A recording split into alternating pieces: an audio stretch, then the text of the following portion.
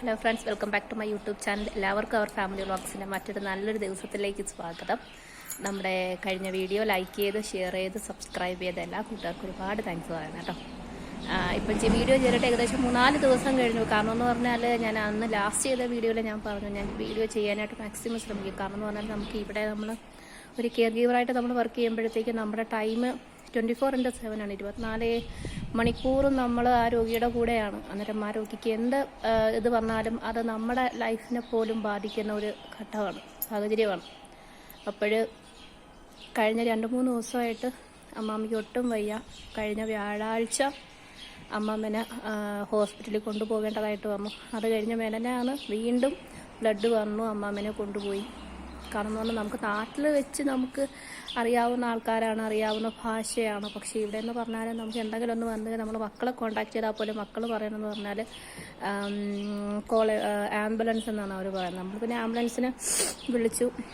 നമുക്ക് അത്രയും നമ്മൾ ഒറ്റയ്ക്ക് കാര്യങ്ങൾ സത്യം പറഞ്ഞാൽ നമ്മൾ ഓരോ ജീവിതത്തിൽ ഓരോ സാഹചര്യങ്ങളിലൂടെ കടന്നു പോകുമ്പോഴാണ് ശരിക്കും നമ്മൾ സ്ട്രോങ് ആവുന്നത്. അല്ലാതെ എന്താ പറയുക, നമ്മൾ പരസ്യത്തിലൊക്കെ കേട്ടിട്ടില്ലേ, boost it's A secret of my energy, അതൊക്കെ ചുമ്മാതെ പറയുന്നത്. നമ്മളെ എനർജറ്റിക് ആക്കാനായിട്ട്, നമ്മുടെ ലൈഫിനെ ബോൾഡ് ആക്കാനായിട്ട് നമുക്ക് കാര്യങ്ങൾ കുറച്ചും കൂടെ എന്താ പറയുക സെൽഫ് കോൺഫിഡൻസോടെ ചെയ്യാൻ പറ്റണമെന്നുണ്ടെങ്കിൽ നമ്മുടെ ലൈഫിൽ ഇതുപോലെ എന്തെങ്കിലുമൊക്കെ സാഹചര്യങ്ങളിലൂടെ നമ്മൾ കടന്നു പോയാൽ മാത്രമേ നമുക്ക് പുഞ്ചിരിയോടെ മറ്റുള്ള എല്ലാ പ്രശ്നങ്ങളെയും അഭിമുഖീകരിക്കാനായിട്ട് സാധിക്കും.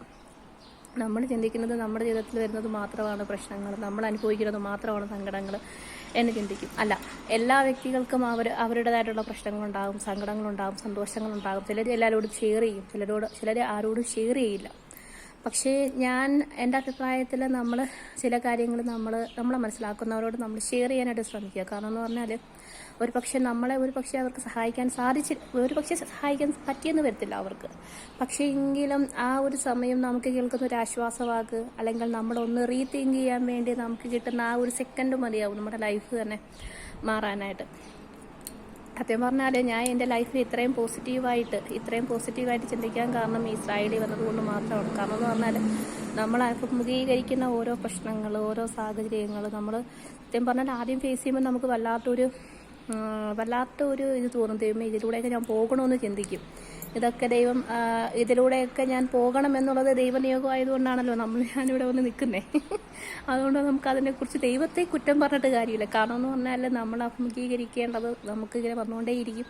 നമ്മളത് ഫേസ് ചെയ്യും. ദെൻ വീണ്ടും നമ്മുടെ ലൈഫിൽ മുന്നോട്ട് പോയാലേ പറ്റത്തുള്ളൂ.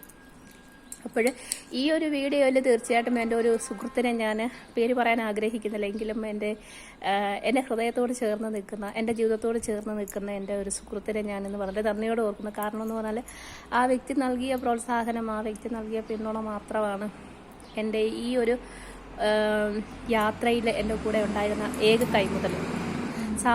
ചിലർ ചിന്തിക്കും കയ്യിൽ കാശുണ്ടെങ്കിൽ ഇസ്രായേലിൽ പോകാം. എത്രയോ പേര് കയ്യിൽ കാശും വെച്ചിട്ട്, കയ്യിൽ കാശുണ്ടായിട്ടും ഇസ്രായേലിൽ വരാൻ പറ്റാത്ത എത്രയോ പേരുണ്ട്. പക്ഷേ വളരെ ആത്മാഭിമാനത്തോടെ ഞാൻ പറയും, ഞാൻ ഇസ്രായേലിൽ വന്നത് എൻ്റെ കയ്യിൽ 1 രൂപ വെച്ചിട്ടല്ല ഞാൻ വന്നത്. എൻ്റെ ആത്മവിശ്വാസം കൊണ്ടും ഞാൻ ദൈവത്തിൽ കൊടുത്ത എന്താ പറയുക, ദൈവം എന്നെ അവിടെ കൊണ്ടെത്തിക്കുമെന്നുള്ള എൻ്റെ ഉറച്ച വിശ്വാസവും, പിന്നെ എൻ്റെ ആപത്ഘട്ടത്തിൽ എന്നെ സഹായിച്ച എൻ്റെ സുഹൃത്തുക്കളെയും വളരെ നന്ദിയോടെ എൻ്റെ ഹൃദയത്തിൽ എന്നും അവർക്കൊരു ഇടമുണ്ടാകും. ദൈവം തീർച്ചയായിട്ടും അവരുടെ കുടുംബത്തെ തീർച്ചയായിട്ടും ദൈവം സമൃദ്ധമായിട്ട് തന്നെ അനുഗ്രഹിക്കുമെന്ന് തന്നെയാണ് എൻ്റെ വിശ്വാസം. അപ്പോൾ എനിക്കിപ്പോൾ കുറച്ച് നേരത്തെ എനിക്കൊരു കോളുണ്ടായിരുന്നു. അതായത് ഞാനിവിടെ വന്ന് എൻ്റെ ഫസ്റ്റ് എംപ്ലോയറിൽ നിന്ന് എനിക്ക് ഇറങ്ങേണ്ടി വന്ന സാഹചര്യത്തിൽ എനിക്ക് ജോലിയില്ലാതെ ഏകദേശം ഒരു 1-1.5 ആഴ്ചയോളം എനിക്ക് നിൽക്കേണ്ടി വന്നു. അപ്പോഴും നമുക്കറിയാം, നമ്മളിങ്ങനെ കടമൊക്കെ മേടിച്ചിട്ടൊക്കെയാണ് നമ്മളിവിടെ വന്നത്. അപ്പോഴതിൻ്റെ പ്രതിസന്ധി ഉള്ളത് കൊണ്ട് എനിക്ക് ഒരാളോട് കുറച്ച് പൈസ എനിക്ക് കടം ചോദിക്കേണ്ട ഒരു സാഹചര്യം വന്നു. പക്ഷേ അന്ന് എനിക്കത് എന്താ പറയുക, ചോദിക്കേണ്ടായിരുന്നു എന്ന് പോലെ എനിക്ക് പിന്നീട് തോന്നിപ്പോയി. കാരണം എന്നോട് പറഞ്ഞു തരാൻ പറ്റില്ല, ഇപ്പം എൻ്റെ കയ്യിൽ കാശില്ല എന്നൊക്കെ പറഞ്ഞു. പക്ഷേ മാസങ്ങൾക്കിപ്പുറം ഞാൻ അതാണ് ദൈവത്തിൽ വിശ്വസിക്കുന്നത്. എൻ്റെ ജീവിതത്തിൽ എന്ത് സംഭവിച്ചാലും അത് ദൈവം അറിയാതെ നടക്കില്ല എന്ന് തന്നെയാണ് എൻ്റെ ഉറച്ച വിശ്വാസം. അങ്ങനെ ഇപ്പോൾ കുറച്ച് നേരത്തെ എനിക്ക് കോൾ വന്നു, അയാൾക്ക് കുറച്ച് അത്യാവശ്യമായിട്ട് കുറച്ച് പൈസ വേണം. സത്യം പറഞ്ഞാൽ എൻ്റെ കയ്യിലുള്ള പൈസയല്ല ഞാൻ കൊടുത്തത്. എന്നെ വിശ്വസിച്ച് എനിക്ക് എന്താ പറയുക, എനിക്കൊരാൾ ഇട്ട് തന്ന ക്യാഷാണ്. പക്ഷേ എനിക്ക് ഉറപ്പുണ്ട് അയാൾ ചോദിക്കുമ്പം എനിക്കത് തിരിച്ചു കൊടുക്കാനായിട്ട് സാധിക്കുമെന്ന്. അങ്ങനെ ഇട്ട് കൊടുത്തു. കാരണം എന്ന് പറഞ്ഞാൽ നമുക്ക് ചിന്തിക്കേണ്ട ഒരു യാഥാർത്ഥ്യം എന്ന് പറഞ്ഞാൽ ദൈവം നമുക്ക് എന്തൊക്കെ വാരിക്കോരി തന്നാലും എന്തൊക്കെ സൗഭാഗ്യങ്ങൾ നമ്മുടെ മുമ്പിൽ ദൈവം വെച്ച് നീട്ടിയാലും നമ്മൾ എത്രത്തോളം ഉന്നതിയിൽ നമ്മൾ എത്തിപ്പെട്ടാലും ചിന്തിക്കേണ്ട ഒരു കാര്യം എന്ന് പറഞ്ഞാൽ ഒന്ന് ബാക്കിലോട്ട് നമ്മൾ ചിന്തിക്കണം വല്ലപ്പോഴൊക്കെ. കാരണം എന്താണെന്നറിയോ, വർഷങ്ങൾക്ക് മുമ്പ് അല്ലെങ്കിൽ മാസങ്ങൾക്ക് മുമ്പ് ഞാനും ഈ ഒരു അവസ്ഥയിലൂടെ കടന്നുപോയ വ്യക്തിയാണെന്ന് നമ്മളെപ്പോൾ ചിന്തിക്കണോ, നമ്മളെപ്പോൾ മനസ്സിലാക്കണോ, അന്ന് സത്യം പറഞ്ഞാൽ ആ ചോദിക്കുന്നവരുടെ കണ്ണിൽ നമുക്ക് ദൈവത്തിൻ്റെ സ്ഥാനമായിരിക്കും ഉണ്ടാവുന്നത്. നമ്മൾ അവർക്കത് കൊടുക്കുമ്പോൾ അവർ പറഞ്ഞു ഓക്കെ താങ്ക് യു, അത് അവർ മനസ്സറിഞ്ഞ് പറയുന്ന ആ ഒരൊറ്റ വാക്ക് മതി നമുക്ക് അവരോടുള്ള ആ ഒരു വിദ്വേഷവും ദേഷ്യവും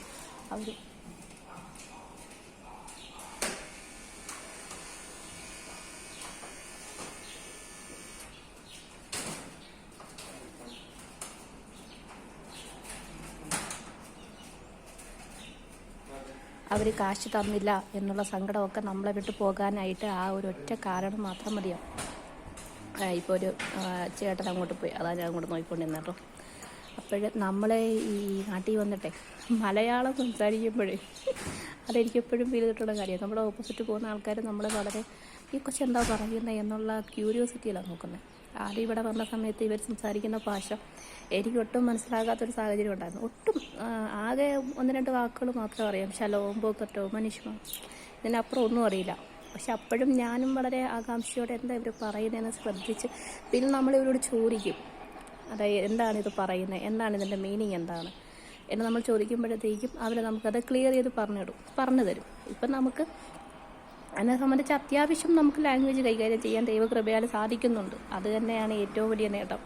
കാരണം എന്ന് പറഞ്ഞാൽ ഈ നാട്ടിൽ നമുക്ക് പിടിച്ച് നിൽക്കണമെങ്കിൽ അത്യാവശ്യം വേണ്ടത് നമുക്ക് ഭാഷ തന്നെയാണ്. ഭാഷയില്ലെങ്കിൽ നമുക്ക് ഇവിടെ പിടിച്ച് നിൽക്കാൻ പറ്റത്തില്ല. അതാണ്. അപ്പോഴേ നമ്മുടെ മുമ്പിൽ ഒരു സഹായം ചോദിച്ച് ഒരു വ്യക്തി നമ്മുടെ മുമ്പിൽ വരുമ്പോൾ ഒരിക്കലും അവരെ ഇൻസൾട്ട് ചെയ്യാതിരിക്കുക, പറ്റുന്ന സഹായം ചെയ്തു കൊടുക്കുക. ഇൻ കേസ് നമുക്ക് സഹായം ചെയ്യാൻ പറ്റിയില്ലെങ്കിൽ പോലും അവരെ മനസ്സിൽ ഒരു വേദന ഉണ്ടാക്കി കൊടുക്കാതിരിക്കുക. അവരെ ഒരു സപ്പോർട്ട് അവർക്ക് കൊടുക്കാനായിട്ട് മാക്സിമം ശ്രമിക്കുക. അങ്ങനെ പിന്നെന്താ, ഇതേ ഉള്ളൂ നമുക്കൊരു ജീവിതം കൊണ്ട് ഒരാൾക്ക് ചെയ്തു കൊടുക്കാൻ പറ്റുന്ന ഏറ്റവും വലിയ ഉപകാരം. ഇന്ന് നമ്മൾ നേടിക്കൂട്ടുന്ന സമ്പത്തോ സ്ഥാനമാനങ്ങളോ ആഭരണങ്ങളോ കെട്ടിടങ്ങളോ സമുച്ചയങ്ങളോ ഒന്നും നമ്മൾ മരിക്കുമ്പോൾ കൊണ്ടുപോകത്തില്ല കൂടെ. ഇതൊക്കെ നമ്മൾ ഉപേക്ഷിച്ചിട്ടേ പോകത്തുള്ളൂ. പക്ഷെ നമ്മുടെ കൂടെ നമ്മൾ കൊണ്ടുപോകുന്ന നമ്മൾ ചെയ്ത ചെറിയ ചെറിയ നന്മകൾ മാത്രമേ നമുക്ക് താങ്ങായിട്ട് നമ്മുടെ കൂടെ നമ്മളെ അനുഗമിക്കുകയുള്ളൂ. അത് ഏത് മതവിശ്വാസ പ്രകാരമാണെങ്കിലും നമ്മൾ ചെയ്യുന്ന നന്മയുടെ ഫലം ദൈവം തീർച്ചയായിട്ടും നമുക്ക് തരുമെന്നാണ് എല്ലാവരുടെയും വിശ്വാസം. ഞാനും അതിൽ തന്നെയാണ് വിശ്വസിക്കുന്നത്.